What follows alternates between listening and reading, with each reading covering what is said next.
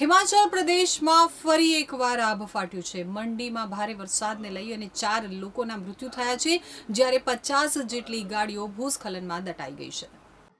હિમાચલ પ્રદેશમાં મંડી જિલ્લામાં મંગળવારે વાદળ ફાટવા અને સાંબેલાધાર વરસાદને કારણે ભારે તારાજી સર્જાઈ છે, તો મંડીના જેલ રોડ અને હોસ્પિટલ રોડ વિસ્તારમાં પરિસ્થિતિ સૌથી ખરાબ છે।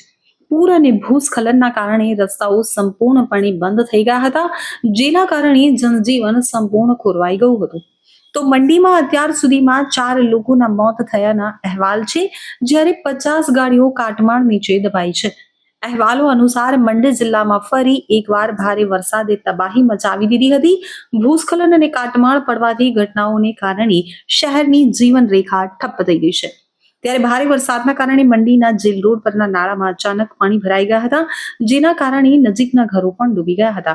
નાળાનો કાટમાળ ઘરોના નીચેના માળમાં ઘૂસી ગયો હતો। આ દુર્ઘટનામાં 4 લોકોના મોત થયા છે। પોલીસે અને વહીવટી તંત્રે બચાવની કામગીરી હાથ ધરી છે, તો બીજી તરફ ઝોનલ હોસ્પિટલ મંડીની બહાર ભારે કાટમાળ જમા થઈ ગયો છે, જેના કારણે ઇમરજન્સી દર્દીઓને હોસ્પિટલ પહોંચવામાં ઘણી મુશ્કેલીઓનો સામનો કરવો પડી રહ્યો છે। તો મંડી શહેરના વિવિધ વિસ્તારોમાં કાટમાળ નીચે દટાઈ જવાથી 50 જેટલા વાહનોને ભારે નુકસાન થયું છે। અનેક ઘરો નીચેના માળ પાણી અને કાદવથી ભરાઈ ગયા હતા, જેના કારણે લોકોને ભારે નુકસાન થયું હતું।